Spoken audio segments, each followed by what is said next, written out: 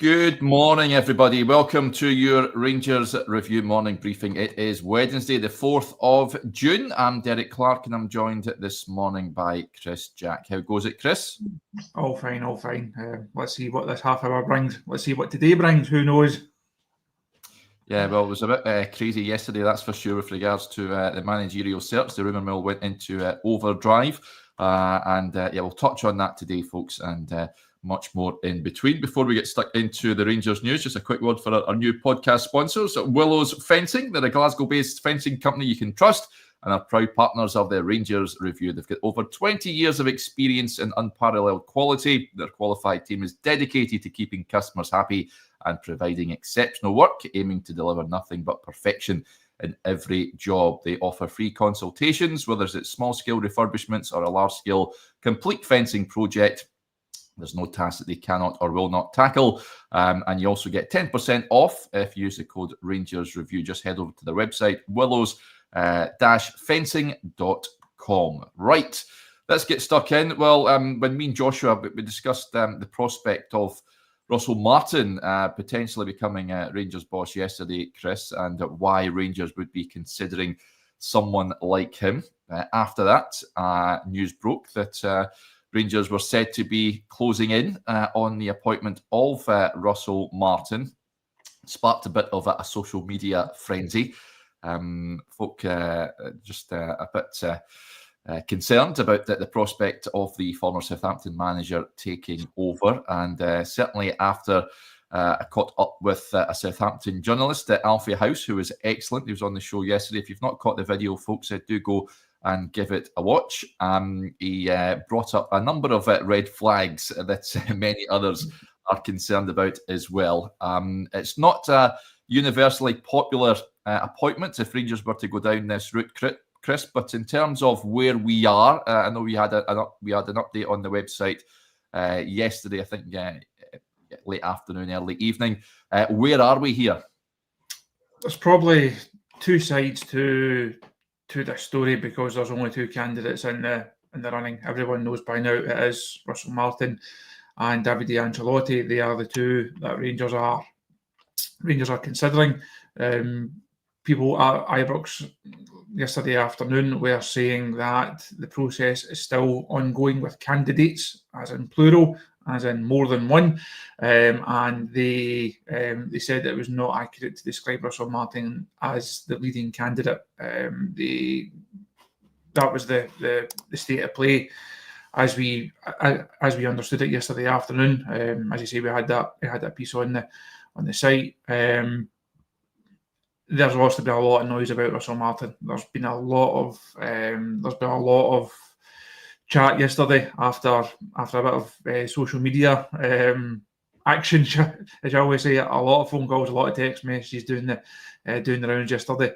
But that's the position that Rangers were, or the sources at Rangers were briefing.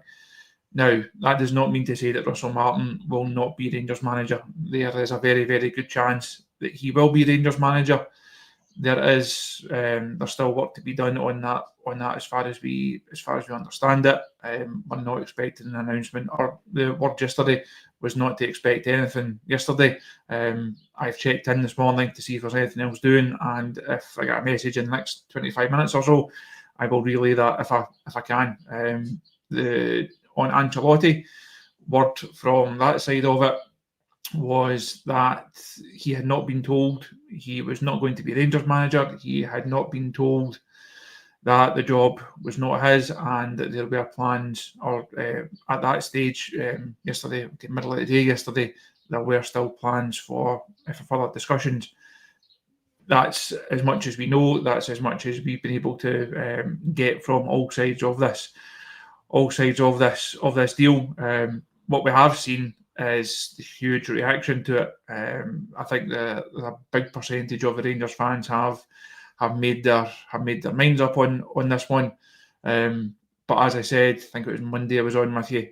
We do expect something in the coming days. That's the timeline that Rangers have. That's the timeline that Rangers themselves have committed themselves to. Kevin Thelwell said that on his first interview on the website the other day there. So that's the timescales that we're working to, And as always, as we always say on the show, if it changes over the course of a day, we will try and bring that update to you. Yeah, just on Martin, Joshua's got a good piece on him on the website, folks. Do go and check it out. But I have concerns. I've said this before, before the sort of the latest developments that broke yesterday, and given the interview I did with Alfie yesterday as well. Everything there should concern people. For me, things like struggles against a low block, can't set up a defence properly. And his team as a possession-based team that he sets up, and a lot of the time it's very slow and laborious, something that we've become used to with Rangers coaches of late. Alfie also told me someone when the heat is on, he sometimes struggles in press conferences as well. So I would have serious concerns whether he would have the cojones to come in and lead Rangers back to the top of the top flight in Scotland. It may very well, if it turns out to be Russell Martin, to be a success. I very much hope he would be. But these are big issues, Chris, that you cannot ignore. At Southampton, he got them up via the playoffs, of course. It was interesting that they thought it was a bit of a failure that they had to go through the playoffs and they never went up automatically. And then the Premier League, interestingly, one of the concerns of mine was that he just stuck to his principles and his beliefs. But I was told that he said that he almost changed too much when he went up to the Premier League. But things like playing it out from the back, losing goals, cheap goals as well. It's just things like that we've seen this movie so many times before with managers, coaches that have come into Rangers. For me, I'd be looking for something a little bit different. These are areas of concern for me, I would say. Nothing against Russell Martin. I think he's a decent coach. I'm just not sure he's what Rangers would require at this point. You've not exactly given him the big sell there. It has to be said. I think all those points are fair ones, though, and all those points are points that we've seen made not just over the last 20 odd hours or so, but as we've seen right throughout this process, anytime Russell Martin's name has been spoken about or it's come up, he's someone who seems to provoke that reaction. I think there's a part of that it's still to do with his time here as a player. I think people can't quite stretch or can't quite move away from that time that he had here as a player. But you have to look at what he's done as a manager. He has had good times as a manager. That latter spell at Southampton was clearly not didn't win enough games, didn't pick up enough points, and also lost his job. Has had time to reflect on that. He's had time to learn from that. If he makes the same mistakes at Rangers, if he does get the job, that big caveat. If he does get the job and he goes on to make the same mistakes at Rangers, I think you will see the fans turn on him quite quickly because they will have a fear about how this is going to go. The flip side of that is he comes in and the style of play is good, the recruitment is good, and Rangers get off to a great start.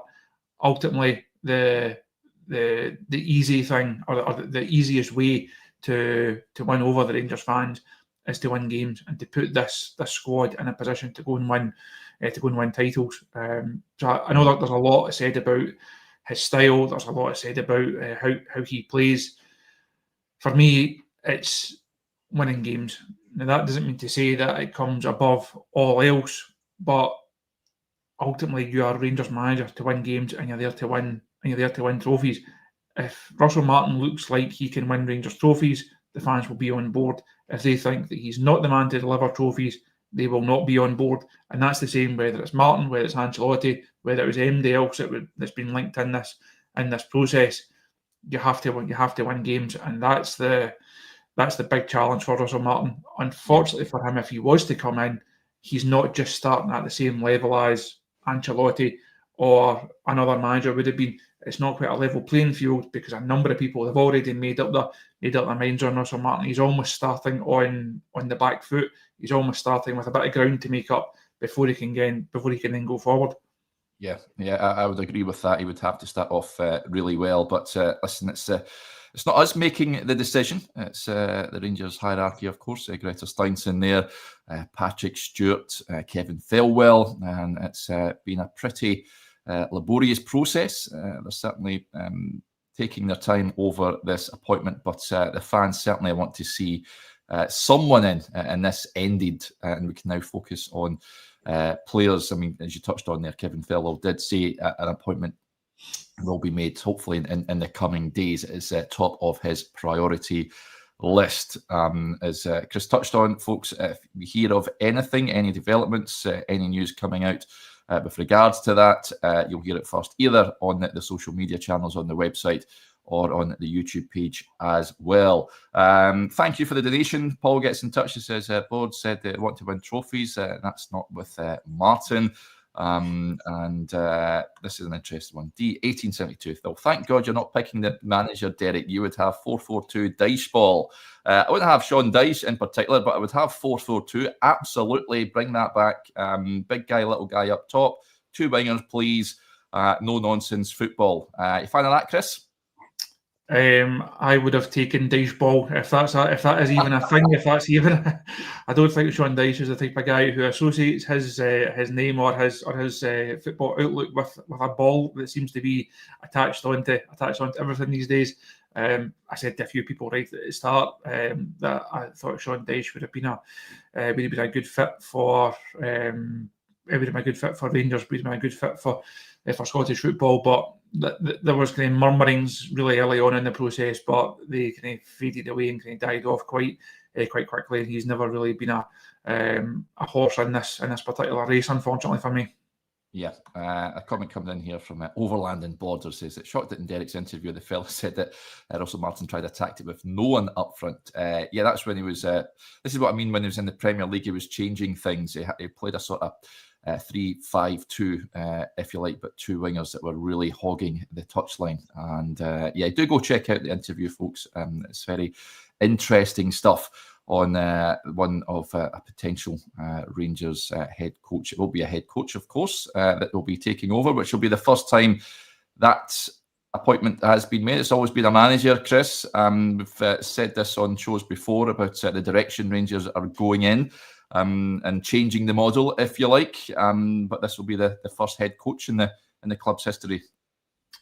It's a change of model at a time of so much change at Ibrox, not just at boardroom, at executive level, at the academy, at Ibrox, and obviously in the dugout and in the dressing room as well.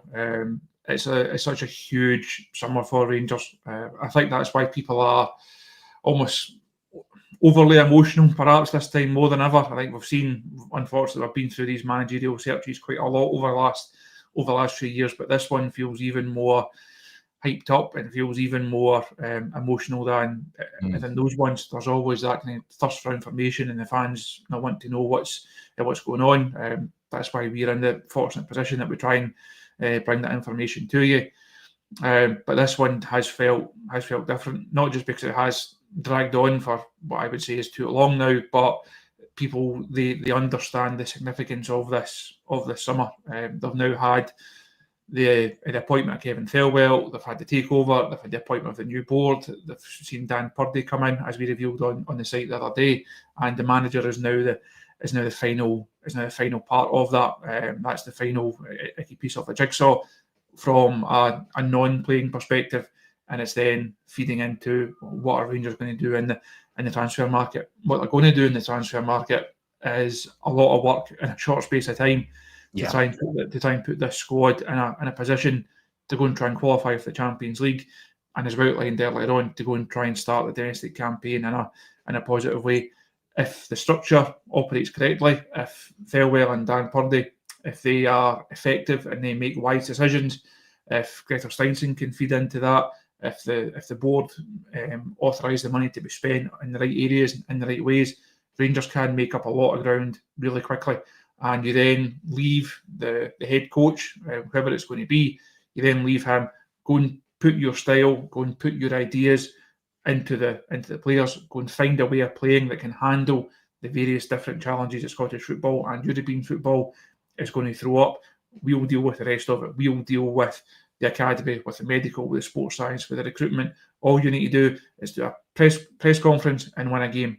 Sounds very simple, but a lot of Rangers managers haven't fared that well in either of those realms of late. Unfortunately, we've seen too many bad press conferences and too many bad performances and results. So the structure that's been put in place is there to take as much of the extra stuff away from the manager or the head coach as possible, and allow them just to go and focus on the football. And time will tell how successful that new structure and that new way of working and these new appointments actually are. Yeah, how hard is it? Just come in and win games. Simple. No problem. Just turn up for a press conference, sometimes twice a week. Yeah, it's a scoosh, whoever gets this job. Let's touch on Angus Gunn. Now, the last time I mentioned Angus Gunn, I get absolute pelters for suggesting Rangers should be looking at him after he was made a free agent from Norwich. But he has been speaking. He's on international duty with Scotland, and he was asked about Russell Martin, who's a former teammate of his at Carrow Road. And Angus said he was a very intelligent, he's a very intellectual guy.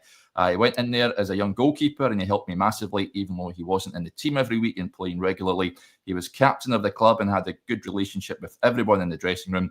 Watching what he did at Southampton, he did incredibly well there and probably was unfortunate to lose his job because it's always difficult for teams coming up from the Championship to compete with some of the Premier League teams. I watch him now on TV and the way he wants to play in his philosophy. I really hope that whatever he goes on to in his career and he's successful, but I don't know if he's going to go to Rangers. Obviously, he had a spell there, so he knows the club a little bit, and I think it would be a really good thing for Rangers, to be fair. So that is what Angus Gunn had to say about his former teammate Russell Martin. And just watch this space, folks, if there's anything as we touched on with regards to that, one way or another. We'll be the first to let you know. Just on the issue of Angus Gunn, we've touched on the goalkeeper situation before, Chris, with Jack Butland losing his place. Brought back in, of course, before the season ended, which was interesting from Barry. Liam Kelly is there. This is playing devil's advocate here. I think Liam Kelly stays as a number 2 for Rangers. I would be surprised, not overly surprised, or shocked if Jack Butland's part of the new look Rangers, but I think Rangers need another goalkeeper in the summer. Do you think they'll bring one in? I think that will depend on Jack Butland. If Butland is here, you can't have a guy of his profile and his wages. He can't be a number 2. If Jack Butland's at the club, it has to be as a number 1. That's a big call for the manager to make. That's one of the big early calls that he will have to make, because ideally you have your goalkeeper in and you then build round about that. You want that position to be settled. You don't really want to be going into Champions League games and these first few domestic games chopping and changing your goalkeeper, trying to find out what one you can trust. Said towards the end of last season, it felt quite a long way back for Jack Butland. It felt as if the fans had lost not all faith, but quite a large percentage of their trust in him. There had been too many mistakes. His form had fallen off too much from the highs of the start of his first season. So I think it feels like a long way back for Jack Butland in the eyes of the fans. But new manager may see something in him and think, this guy's got great experience. He's had some big moments for Rangers, had some big moments throughout his career. So he's the guy that I'm going to go and put a bit of faith in. I don't think goalkeeper is the top priority in terms of the summer window, but it's definitely on the list for me. I think Liam Kelly, as you said, he's a solid number 2. He will do a job. He's good to have around the club. I don't think he's the number 1 that you want to start this season with. So that's a big call. I don't think it'll be Angus Gunn, put it that way. I don't think he's the man that Rangers will be putting their faith in. But interesting to see interesting to read his comments on Russell Martin yesterday. And you have to say, a lot of people that have worked with Russell Martin, they do speak very highly of him. They speak about his man management. They speak about how he is as a coach. It's rare that you get people coming out publicly and absolutely slaughtering people. Unfortunately for us, those quotes are always better. But there have been a number of people that have publicly endorsed Russell Martin over the course of this search, and as you've read out there, Angus Gunn adding his weight to the conversation there. Yeah, he's good at the man management, apparently, by accounts that people have spoke to. So, that seems to be one of his strengths. Just on the issue of goalkeepers, I noticed there's quite a few experienced goalies that are available on a free. I've seen Fabianski, I think, was let go from West Ham. I'd be all over him as well. There's a few others, I think, they could do a job for Rangers next season. I think it is an area, not the priority area, I would say, but certainly an area you would like to see Rangers strengthen in the summer, that's for sure. One player, of course, that departed at the end of his loan spell is Václav Cerny. He's also away on international duty with the Czech Republic. He's been speaking about where his next move may be, and he said, I still have no idea where I'll be playing next season. The only thing I know is that I'm returning to Wolfsburg because the loan was without an option. I have a contract there for 2 more years. It'll be time for a club future after the national team. I'm a regular player at Wolfsburg. The club does not have a coach yet. I have some preliminary agreements, or I know what is planned for me. I would like to get the most out of a successful season. Contact has taken place with Wolfsburg. We all want to know where we stand. It's become clear that they expect from me what I expect from them. I have received a training plan for the summer and we're moving forward. On this spell at Rangers, he said, I managed to play a lot of games, almost 60 in one season, which is wonderful. I had a wonderful relationship with the fans. I think I gave them a lot of nice experiences, just like they gave me. I'm just sorry I couldn't win anything with Rangers, but I will have very nice memories. They have a magical stadium, memories for my entire career and my entire life, as I wrote on my social networks. I hope I managed to bring them what has always been my thing. A lot of the goals and assists were at their home stadium. I'm really happy that everything turned out like this. It was nice to say goodbye.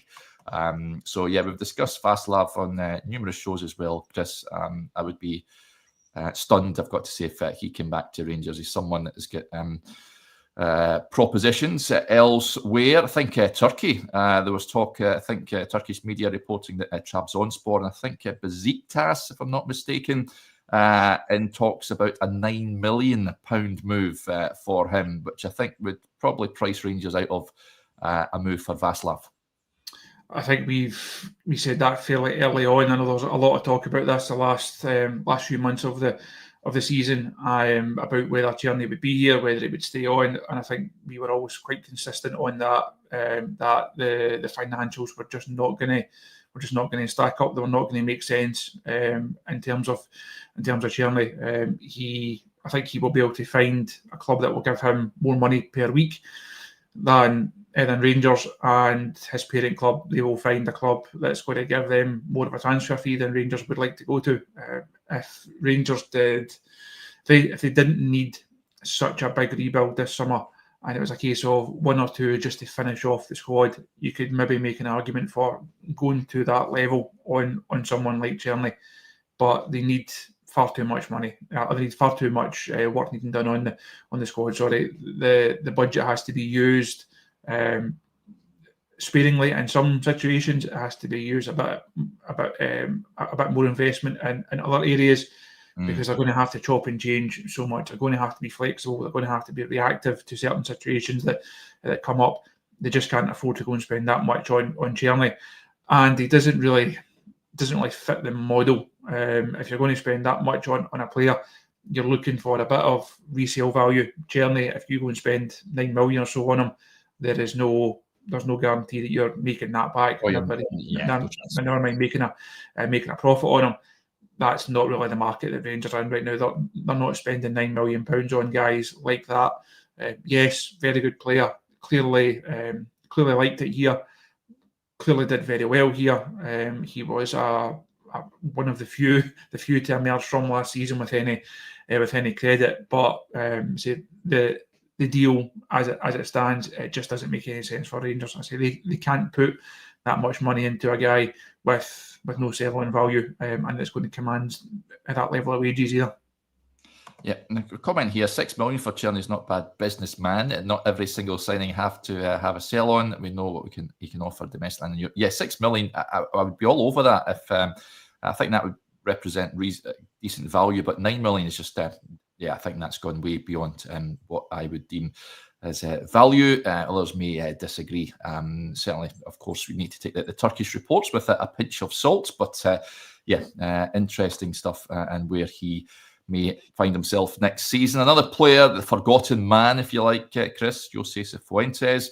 Reports in Greece say that Aris, where he's been on loan, have been granted an extension by Rangers to try and reach an agreement with him to sign him on a permanent basis. He made 29 appearances for the Greek side in the league last season, helped them qualify for Europe, and Rangers said to be looking for around 3 million quid for him. Aris looking for Rangers to drop their demands to around 2 million.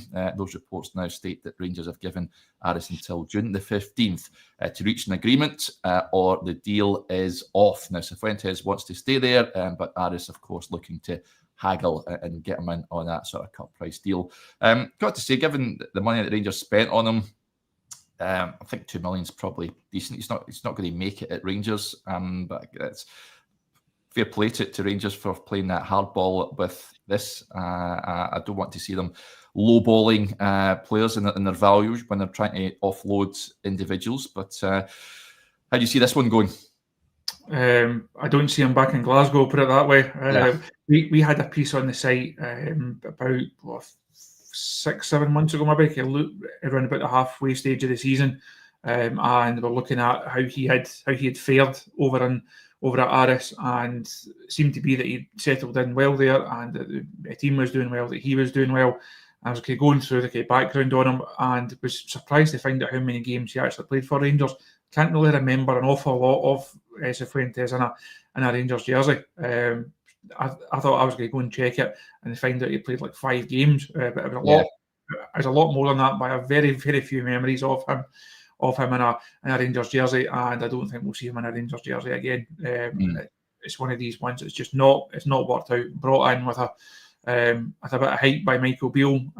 It's never worked out. Never looked like working out. And Rangers just have to try and get as much back on him as possible. That's another one that you can put in the field column in terms of this much spoken about player trading model. Yeah, most definitely. Dennis with the point says he cost 1.2 million to sell for 2 million as profit. But Rangers looking for a bit more. I'm sure. Listen, Aris, they're one club that are looking to strike a deal. I'm sure he'll have offers elsewhere as well. But as Chris says, I'd be amazed if we see him in a Rangers jersey again. Other players that have seen reports that could be heading out the door over the weekend and at the start of the week, Robin Proper, images of him back in Enschede. Looks like 20 keen on his signature. Chris, I've discussed him before as well. I can see him moving on. There was discussions around Ridvan as well. Possibility of Turkish reports that he could be heading back to Turkey. Mohamed Diamandi, of course. There was murmurings at Everton keeping tabs on him as well. Not much in the way of incomings at this point, but we do expect that to ramp up in the days and weeks ahead, I would imagine. Is that a sort of, is your phone not as red hot as you would expect it to be with regards to player rumours coming in? There's been very, very little player-wise over the last few weeks. There's a lot of takeover chat, a lot of manager chat, but very little in terms of the squad building. You would have, in an ideal world, you have a lot of your business done for that first week of pre-season. Must have Rangers back the 23rd. You'd have to say that's looking a wee bit of a stretch if they're going to have most of their business done by then. That would be a very, very busy 10 days or so. By the time you get the manager in and get all that sorted, you can finalise your targets. We have said that work has been ongoing over the course of the last few weeks. It's not a case of Rangers waiting until the manager is in and then they'll sit down and say, right, who do we fancy for centre half? What midfielders are we going for? They will know roughly where the targets are. They now know more detail about what the budget's going to be. I know it's Kevin Thelwell been working in the background for a few weeks. Dan Purdy starting this week. So as you say there, we should really see that process start to ramp up over the coming days, because even if you don't have as many of your players in for the start of the pre-season as you would like, you want as many in for the trip down to St George's Park, and you want as many in as you can before that. You want the big guy, the guys who are going to build your team around, I think, as early as possible. I know it's easier said than done, but ideally that's what you want, isn't it? And that first Champions League qualifier, you have to have as many of them in before that as possible. Last season showed Rangers, they weren't ready for that Kia game. They should have still won it, or the circumstances in it, but they weren't in a position to be ready for it. Weren't ready for the start of the Premiership campaign, and the rest is history, as they say. Yeah, absolutely. Right, we'll wrap up there for now, folks. A big thank you to Chris as ever, and thank you to you all for tuning in to the channel. See this every time, but make sure you subscribe to the YouTube channel, also to the website. We've still got that ridiculous offer on at the moment, where it's £1 for 6 months. It really is unbelievable value at this point in time. Head over to rangersreview.co.uk/subscribe to sign up to the website if you haven't already done so. We may be on later, who knows? But if we don't speak to you later on this afternoon, folks, then enjoy your Wednesday, whatever you are doing. I'm sure that everyone will be furiously scrolling their phones, looking for any bits of information, any developments with regards to the managerial search. We're all doing it. We're all eager to await an appointment of some distinction. But as we discuss at the time of recording, just 2 minutes past 10, Rangers still ongoing with that process to appoint a new head coach, or the first head coach in their history. Right, we'll speak to you later on. Enjoy your Wednesday. Bye for now.